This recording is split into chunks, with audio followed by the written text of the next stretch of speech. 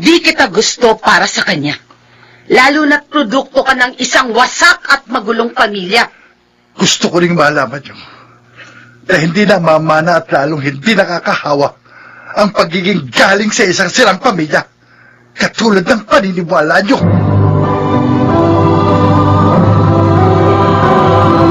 Handog ng DZRH ang dulang sa kanyang panahon. Ang puso nga ba ang nagdidikta ng tapat na pagmamahal at magtuturo ng tamang kahulugan sa ating mga sarili? Mga kaibigan, narito at ating pakinggan ang naging karanasan ni Merced sa ating dulang sa kanyang panahon.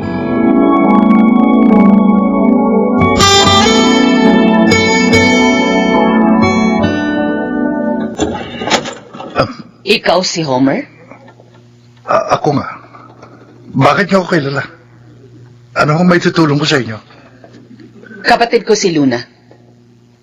Oh, may lamang 300,000 piso ang sobring to. Layuan mo ang kapatid ko. Teka sandali. Hindi ko kayo maintindihan eh. Ikaw ang dahilan ng hindi namin pagkakasundong magkapatid. Kung hindi ka na magpapakita kay Luna, makakalimutan ka na niya. Makakapamuhay na kami ng tahimik. Hindi ganun kadali gusto niyo mangyari. Mahal ko si Luna at mahal din niya ako. Ako lang ang dapat magpasya para sa kaligayahan ng kapatid ko. Dahil ako ang nagpapakasakit sa kanyang kinabukasan.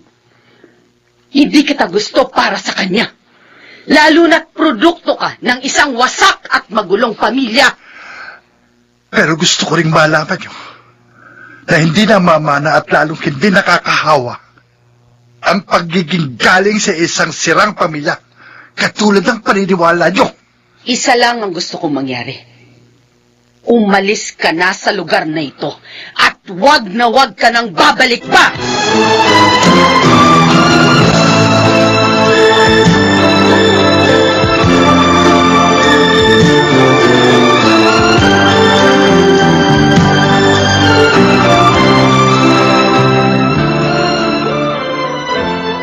Parang awa niyo na po, Chas. Tulungan niyo po ako makausap si Homer. Naku, Luna. Pwede bang sundin mo na lang ang ate Marcel mo para hindi na kayo nagkakaproblema magkapatid? Pangako po. Ngayon lang po ako makikipagkita kay Homer. Pagkatapos po, hindi ko na kayo kukulitin. Ang problema nga, kapag nalaman ng ate mo na nakipagkita ka kay Homer, lalo ko lang niya masasaktan. Oh, John! Para niyo ng awa! Paano? Ikaw nang bahala sa bahay na ito, Santi. Oo. Salamat na rin. Biruin mo, lalakarin ko na lang ang construction site mula rito. Pero teka, ano nga pala itong sobring inabot mo sa akin? May lamang 300,000 piso yan. Ha? Siya babalik dito yung ate ni Luna. Para siguruhin umalis na nga ako rito. Kaya ibigay mo sa kanya yan. Hindi ko alam. Iniwan pala niya sa bangkong nasa tabi ng pinto yung sobrang yan. Homer, kailangan mo ba talagang umalis? Paano si Luna? Para na rin sa kapakanan niya ang gagawin kong paglayaw. Magandang pangarap para sa kanya ng kanyang kapatid. Ayoko namang akong maging dahilan para hindi matupad ang lahat ng yan. Saka pareho pa kami nag-aaral. Ano't ano man, para pa rin sa kanya mga pagsisikap ko. May tao. Ikaw na tumingin kung sino. Kung yung kapatid ni Luna dumating, sabihin mo wala na ako rito. Sige. Ikaw na kamong nakatira dito. At huwag mong kalilimutang ibalik sa kanyang sobrang hawak mo. Oo, sige.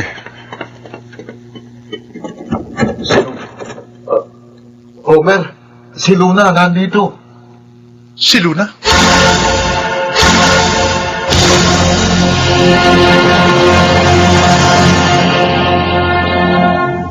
Homer, kung talagang mahal mo ko, patunayan mo. Luna, Alam mo kung gaano kita kamahal. Pero hindi sa paraan gusto mo mangyari. Ang kilin mo ko. Itong paraan ko ng pakikipaglaban sa relasyon natin. Para kung magkalayo man tayo, naibigay ko na sa'yo ang aking sarili. Pero Luna, hindi ko magagawa. Mamili ka. Ano? Ang kilin mo ko ngayong gabi. O mababalitaan mo na lang na nagpakamatay ako.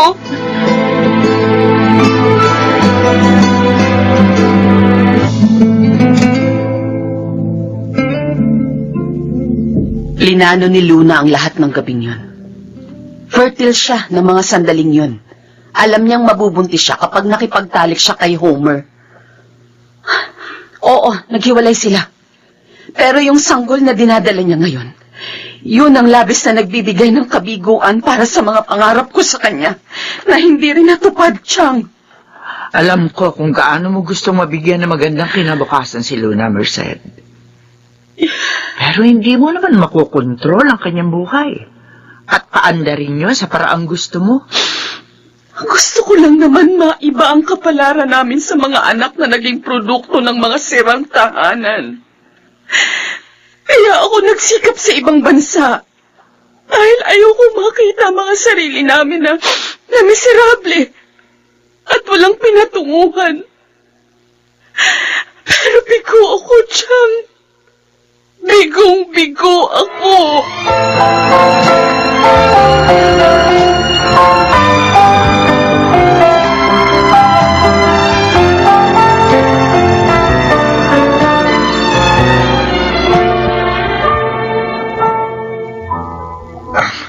Magandang umaga po, Architect. Uy, ikaw pala, Homer. Magandang umaga rin. O, kumusta ang trabaho niyo rito sa construction site? Ayos naman po.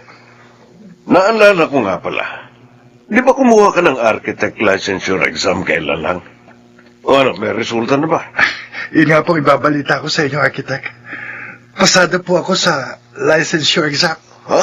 Aba kung ganun, pwede na pala kitang kuning practicing architect sa architectural firm ko. Talaga po, Architect? Oo naman.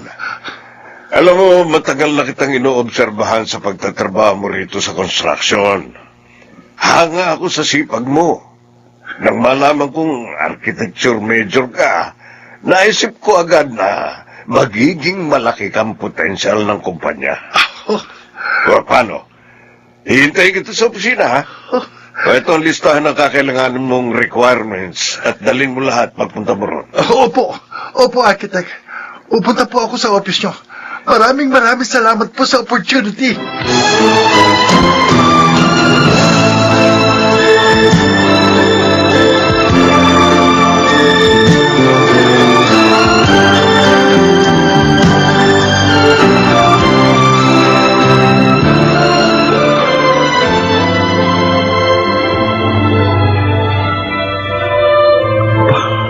Diyos ko, hindi ba nagkakamaling paningin ko?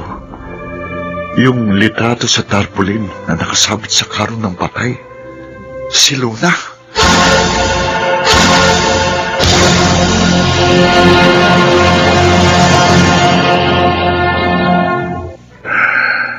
Napakasakit, Santi. Hindi ko inaasahan sa ganitong pagkakataon muli kami makikita ni Luna. Natiyak kong si Luna ang namatay nang makita kong naglalakad sa may likuran ng karong Ate Merced niya, Homer.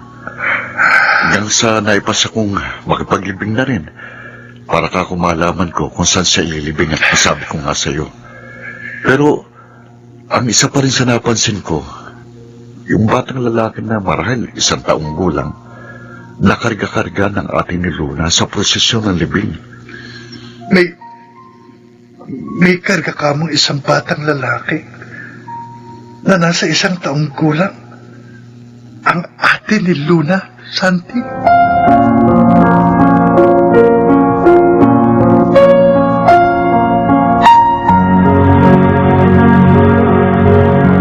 Hanggang ngayon,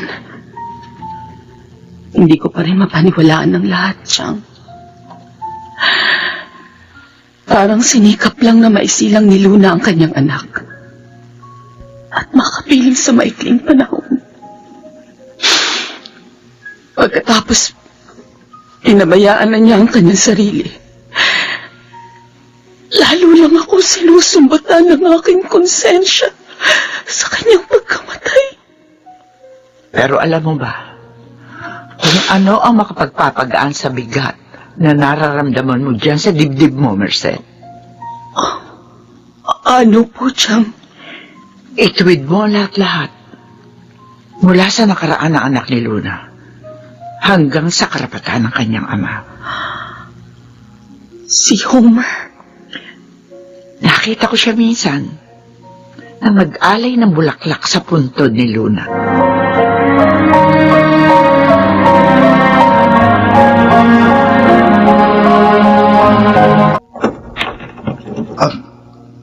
Aling Merced, Tinanong ko kay Santi itong tirahan mo, Homer.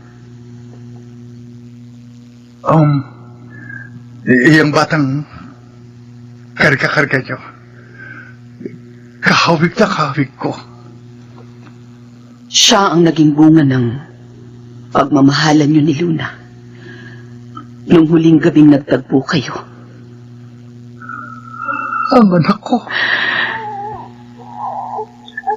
Sa pagkakataong to, kahit man lang sa pamamagitan ng anak niyo ni Luna, ay maituwid ko ang aking mga pagkakamali. Hindi man niya makakasama na ang kanyang ina. Karapatan naman niyang makilala ka bilang kanyang ama. Totoo bang narinig ko mula sa inyo? Hindi niyo ipagkakait sa akin ang aking ama. Ayokong lumaki siyang ipinagkakaila ko sa kanya ang totoong kasaysayan niyo ni Luna bilang kanyang mga magulang. Ayoko nang humabi pa ng mga kasinungalingan para lang mapayapa ang kalooban niya habang siya'y nagkakaisip. Kahit patay na si Luna, hindi yun dahilan para hindi niya makilala na ito ang kanyang ina. Araw-araw ko siyang dadalhin sa puntod ni Luna. Palalakihin ko siyang buo ang pagkatao sa alaala ng kanyang ina. Napakabusilak ng puso mo, Homer. Hindi ako nagkamali ng desisyong ibigay sa iyo ang anak ninyo ni Luna. Alam ko, sa pamamagitan ng tapat na pagmamahal mo sa aking kapatid. Tulad mo, mapalalaki mo ring may mabuting kalooban ng inyong anak. Siya nga pala. Ito yung 300,000 pisong ipinabalik mo kay Santi. Ibinabalik ko sa'yo.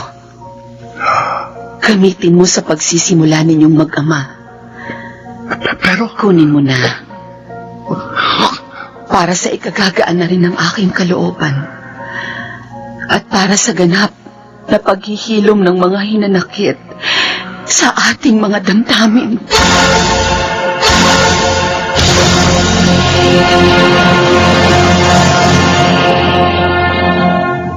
Marahil nga walang magpakailanman, subalit maaari pa rin pagbuklurin ang mga damdamin ng isang wagas na pagmamahal sa kanyang panahon.